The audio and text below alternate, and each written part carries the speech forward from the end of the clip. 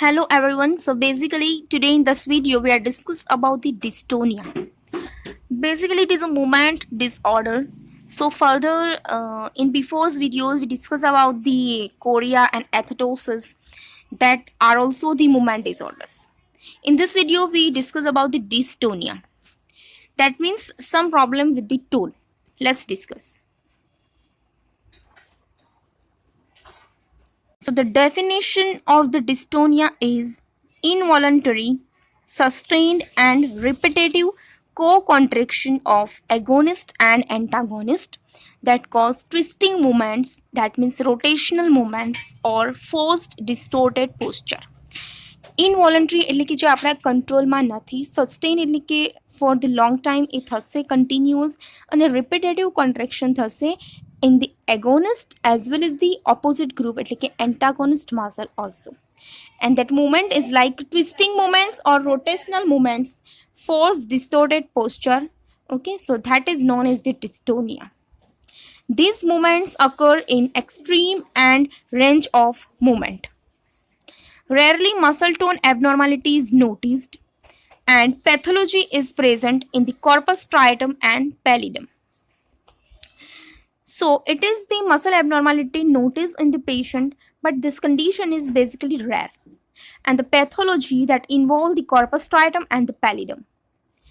The next is clinical manifestation. So repetitive movements is seen, pattern movements, that means के same group of muscle are repeatedly involved. एक particular ग्रुपનું muscle જે અગર involve થશે તો same group of muscle repeatedly involve થયા કરશે, and additional muscle may involve later but pattern remain same. જે પણ પર્ટિક્યુલર મુવમેન્ટ થતી હશે એની પેટર્ન સેમ રહેશે, અને એડિશનલ મસલ પણ ઇન્વોલ્વ થશે but in the letter stage. Associated with intention tremor. Okay, it is associated with intention tremor. So intention tremor means what? Okay, whenever you try to do some movement, at that time the tremor start. That is intentional tremor. So movements are exacerbated by voluntary movements, stress and fatigue. If the patient try to do something which he or she want, okay, so at that time during voluntary movements the tremor or the condition which is extremely શું થશે, version થશે. Stress, in stress condition, emotional condition or in the fatigue stage the movements are increasing. Movements are reduced by sensory tricks, એટલે કે કોઈ પણ approach આપણે રિહેબિલિટેશનના approach use કરીએ અથવા પેશન્ટને એવી કોઈ સેન્સરી ટ્રિક્સ લર્ન કરાવીએ તો એનાથી જે મુવમેન્ટ્સ છે એને આપણે રિડ્યુસ કરી શકીએ. The types of dystonia that are generalized dystonia, focal dystonia, in that again 4 subtypes, then segmental dystonia, hemidystonia and multifocal dystonia. So the first is generalized. Generalized usually genetic and which is present all over the body. That means it is generalized. Focal dystonia means affect some parts of the body and it has 4 types. Segmental affect 2 adjoining parts of the body, that is segmental. Hemidystonia means affect arm and foot. Hemi means half, so affect arm and foot of one side of the body. Other side of the body remain intact, that is hemidystonia. And last is multifocal. That means ke many parts of the body can affect but in the multi level, so affects many different parts of body at same time, that is multifocal. Now the focal na je subtypes che, that are first is blepharospasm, that means dystonia of muscle around eyes, and rapid blinking of eyes is seen in the patient, that known as the blepharospasm focal dystonia. Second is spasmodic torticollis focal dystonia, that means cervical dystonia. તો એમાં શું થશે, પેશન્ટની જે position છે that is head rotation plus flexion or extension associated with headache, dizziness and cervical spondylosis.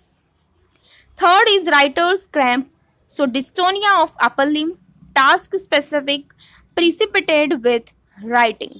એટલે કે patient જે પણ he or she which complain the abnormal movement during writing. So that is task specific dystonia of upper limb, that known as writer's cramp. oromandibular and laryngeal dystonia. So that is abnormal movement in oral cavity and mandibular region. So the first diagram show the torticollis dystonia, second is writer's cramp. Here third is around the eyes. So that is about blepharospasm, and fourth is due to oromandibular dystonia.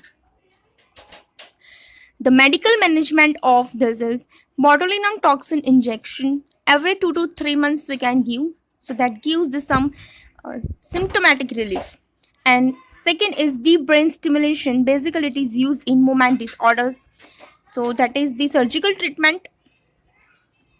Next is treatment such as bracing and splinting we can give.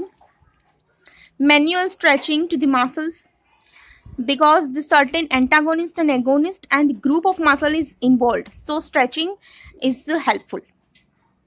Sensory integration and motor relearning program or approach. Joint and soft tissue mobilization. NMEs, that is neuromuscular electrical stimulation we can give. Postural training, because due to this patient might get the flex posture also, stoop posture. So postural training. Gait training, if it involve the lower limb. In the hemidystonia, basically the one side of the upper limb and lower limb also involved, so it affect the gait of the patient. So gait training. Environmental and activity modification we can give. So patient emotional or anxiety nahi aave, so environmental modification, activity modification we can give. Then relaxation techniques we can use, so that relieves the stress of the patient. So these are the certain treatment protocol for the dystonia. So this is about today video. If you like my video, please share, subscribe my channel and give thumbs up. Thank you.